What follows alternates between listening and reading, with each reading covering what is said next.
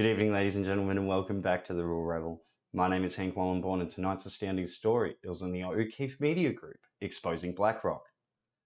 That's right, in a shocking revelation, the O'Keefe Media Group recently unveiled disturbing evidence on the controversial global investment firm, BlackRock.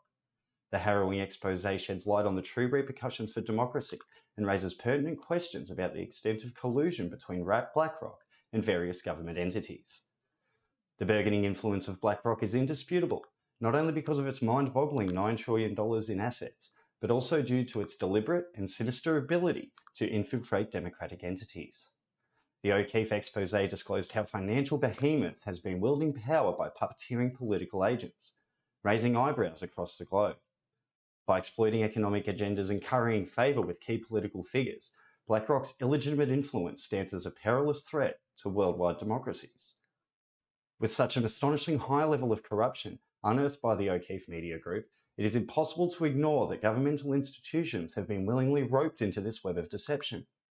Instances revealed that during the investigation indicate how cooperation between the two have led to skewed policy decisions in areas such as environmental regulations and economic lobbying.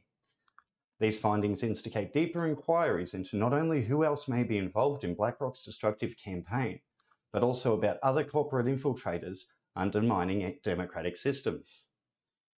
The ruthlessness displayed by BlackRock gives pause for thought. Agents have reportedly been involved in insider trading activities while playing active roles within governments to directly advance their goals. This raises alarming concerns about transparency and trust among citizens. As this expose gains momentum, BlackRock's cover is blown, revealing an ugly underbelly that threatens democracy stability. In conclusion, the O'Keefe Media Group's groundbreaking investigation on BlackRock shines a harsh light on the exploitation of democratic systems by corporate entities. The scandalous relationship between BlackRock and government institutions proves detrimental to democratic integrity. As citizens, it is our responsibility to demand answers, hold wrongdoers accountable, and strive to cleanse our system of such malignant forces. We here at Real Rebel Media are unafraid to espouse powerful companies and unafraid of powerful people. Here's the shocking footage now of the undercover investigation. They don't want to be in the news. They don't want people to talk about them. They don't want to be anywhere on the radar. Why not? I don't know, but I suspect it's probably because it's easier to do things when people aren't thinking about it. All of these financial institutions, they buy politicians. You can take this big ton of money, and then you can start to buy people. I work for a company called BlackRock. Let me tell you, it's not who's the president is. It's who's controlling the wallet. So it's And who's that? the hedge funds, BlackRock, the banks. These guys run campaign financing. Yep, you can buy your candidates. Obviously, we have the system in place. First, there's the Senate race, and these guys are rich. You got 10 grand, you can buy a senator. I can give you 500K right now, no questions asked. Yeah. I'm gonna do this to be done. Does everybody do that? Does BlackRock do that? It doesn't matter who wins.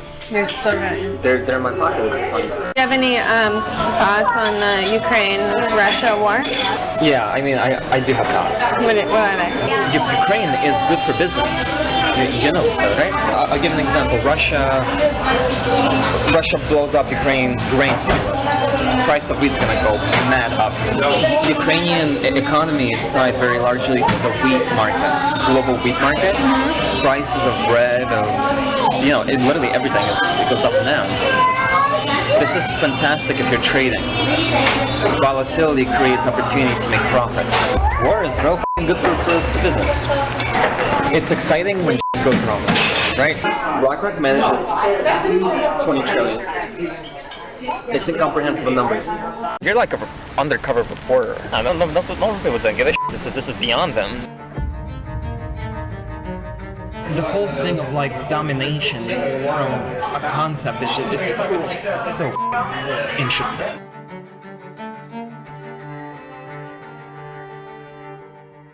You're kind of like a f***ing gatekeeper at BlackRock.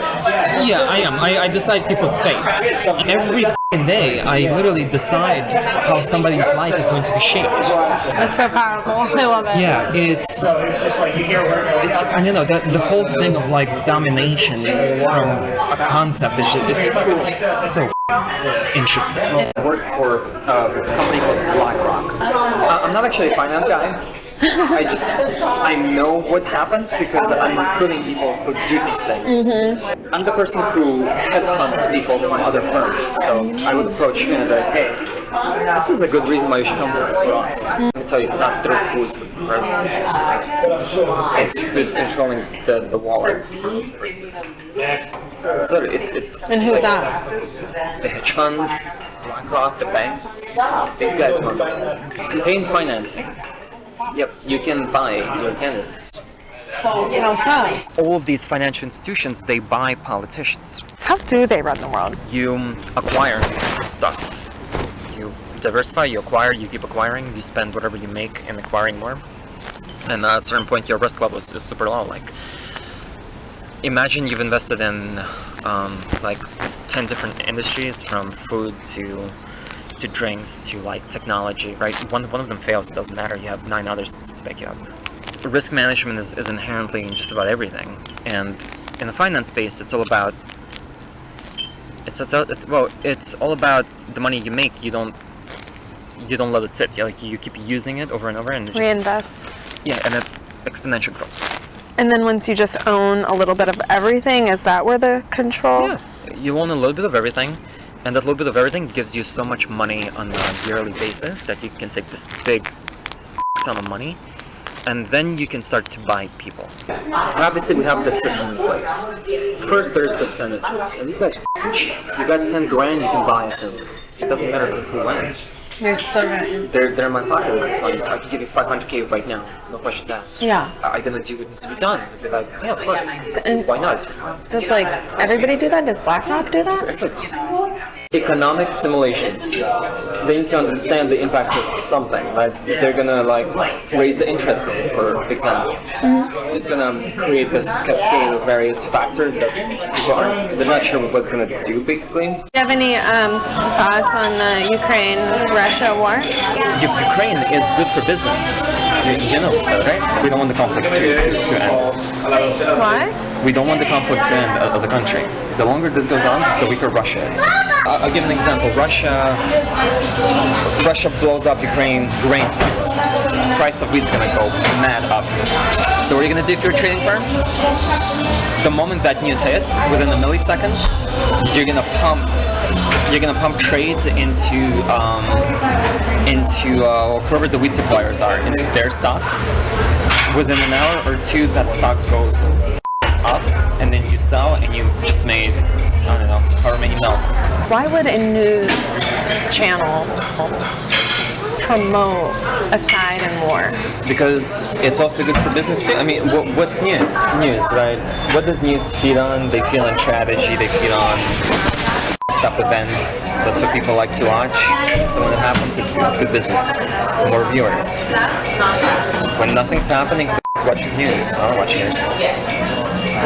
They're all pushing like the same talking point. Like you generally, when you look at news, like it's propaganda. The Ukrainian economy is tied very largely to the wheat market, global wheat market. This is fantastic if you're trading. Volatility creates opportunity to make profit. War is real good for business. It's exciting when goes wrong, right? based on everything we know now, when they say to sell, does that mean we should buy? Sell, yeah. It's like, Jim Cramer. If you do exactly the opposite of what he's advising, you actually make money. Huh? Yeah. It's called the inverse Cramer. They don't want to be in the news. They don't want people to talk about them. They don't want to be anywhere on the radar. Why not? I don't know, but I suspect it's probably because it's easier to do things when people aren't thinking about it.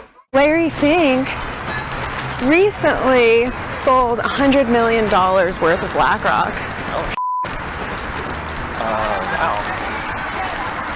Damn, Larry, that's not a good sign. The people who trade and make money, they do this the moment the information is out.